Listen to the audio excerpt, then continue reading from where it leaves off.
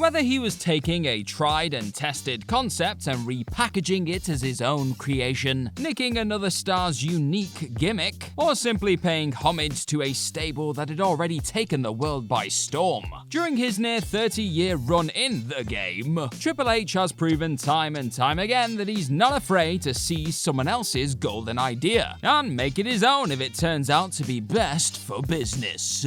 I'm Gareth from What Culture Wrestling, and here are 10 times Triple H ripped off the ideas of others. Number 10. Ripping up the canvas, Jon Moxley. Over the years, many a star has found themselves looking like a fool in the wake of pitching an idea to WWE Chairman Vince McMahon. Yet, while most of the time this is due to the boss's negative response to a bold concept, sometimes this foolish feeling is born out of the fact that Vinnie Mac then uses said idea with a different performer.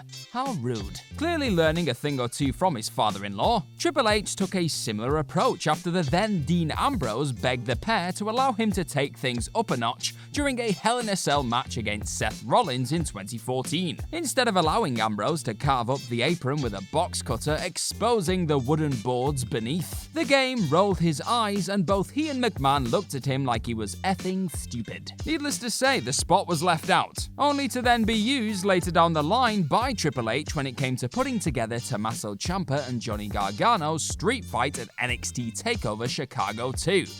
Number 9. The Shield, CM Punk. The mastermind behind the original formation of The Shield was none other than everyone's favorite ice cream bar advocate, CM Punk. Early on, the company were planning on throwing the voice of the voiceless into a stable alongside Big Show, Daniel Bryan, and an FCW up-and-comer, with Seth Rollins being thrown into the mix as the fresh blood. Punk understandably felt this wasn't the best idea, and instead pitched forming a heel alliance with 3 FCW newbies, which would see him join forces with Rollins, Dean Ambrose, and Chris Hero. However, Vince McMahon and Triple H weren't the biggest fans of Hero, so Roman Reigns was brought into the unit instead. Ultimately, the dynamic young team would hit the ground running, yet they would never officially align with Punk. In the star's own words, they like to take other people's ideas, make it their own idea, and then tout how awesome they are, so it then became Hunter's idea. Things would work out pretty well for the trio regardless, but let the record show this was not the cerebral assassin's personal invention. Number 8. Halloween Havoc, WCW. NXT has regularly found itself dipping into the past as a way of providing fans with a bit of comforting nostalgia. NXT TakeOver In Your House was soon followed by a set of the Great American Bash specials on Wednesday nights. And of course, pre-empty arenas, War Games, as we'll touch upon later, has been an annual NXT event for some time now. Yet the most recent example of Triple H taking something from the past and slapping an NXT sticker on it to pop a rating came on October 28th last year, with the reveal of NXT Halloween Havoc.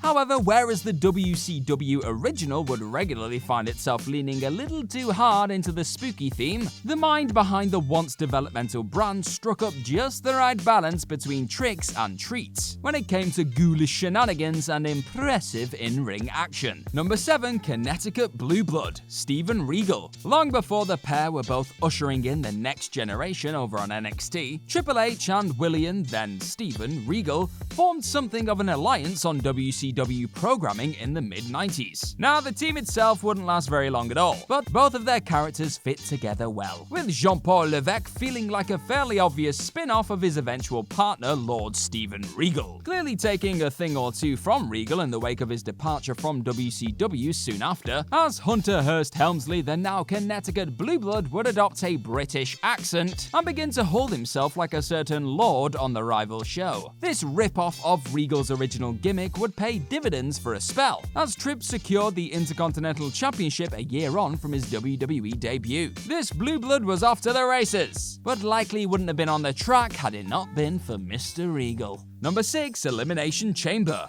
War Games. For the longest time, people within WWE had attempted to pitch the idea of incorporating the iconic War Games structure into one of the company's pay-per-views. However, Vince McMahon was simply having none of it, pushing back against the idea due to its undeniable association with WCW. So, sensing that some of the elements that made War Games such a revelation could be utilized in another arena, Triple H dreamed up the Elimination Chamber, favor, stealing things like the 2-minute intervals between each entering competitor. Needless to say, the boss loved the concept and greenlit the Elimination Chamber, even allowing Eric Bischoff to wax on about how War Games helped inspire the concept on Monday Night Raw. Now, while there's obvious differences between the two, it's still clear as day that the King of Kings was taking what Dusty Rhodes so brilliantly brought to life in the 80s and giving it the sort of WWE spin he knew would fly with his father-in-law. Number 5. War Games, Dusty Rhodes. Inspired by developmental guru, wrestling legend, and the creator of the concept in question, Dusty Rhodes, the game would finally unleash War Games at a takeover event named after the former NWA/WCW concept in 2017, nearly 20 years after its last night out.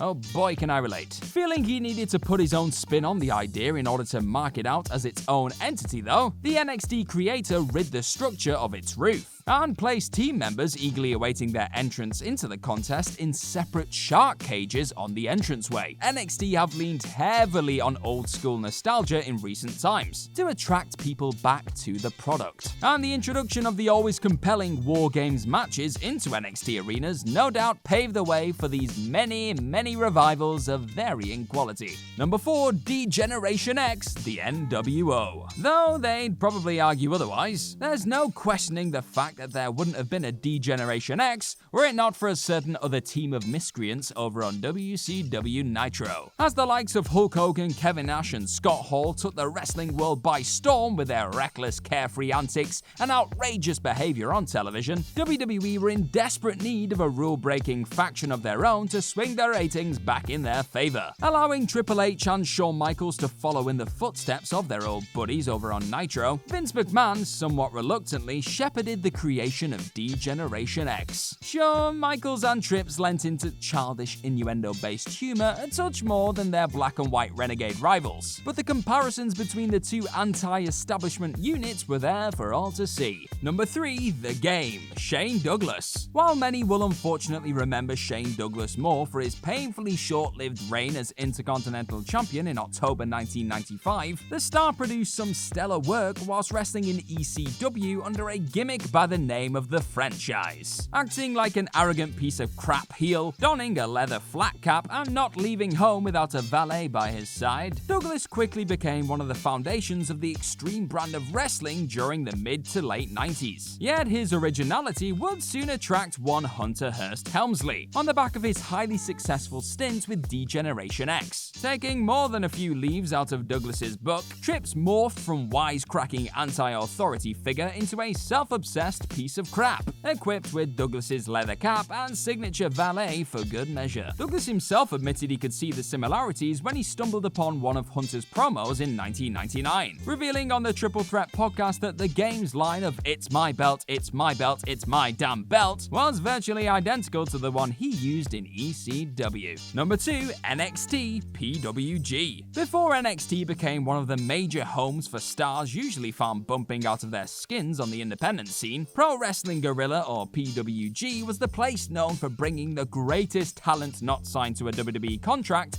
together under one roof. Over the years, stars from TNA, Ring of Honor, and many more all competed under the PWG roof for a time. The likes of AJ Styles, Samoa Joe, Cesaro, Daniel Bryan, Johnny Gargano, and Tommaso Ciampa, they all helped put PWG on the map as a super indie. However, Triple H and William Regal knew they needed a piece of this electric action that was calling PWG home in order to take NXT to the next level, stealing away El Generico and Kevin Steen as they began building their own in-house version of the critically acclaimed promotion. In essence, NXT became a shined-up copy of what PWG had charmingly been for so long. A place where the best talent on the planet go to put on really good wrestling matches in an intimate, riveting environment. Number 1. Evolution, the Four Horsemen. In much the same way the sharply dressed, pompous Four Horsemen in their many varying forms had dominated the NWA and WCW over the years, Triple H decided decided that a similar approach could be used to cement himself as WWE's presence, whilst also using his and original Horseman Nature's experience to usher in the next generation in Randy Orton and Batista.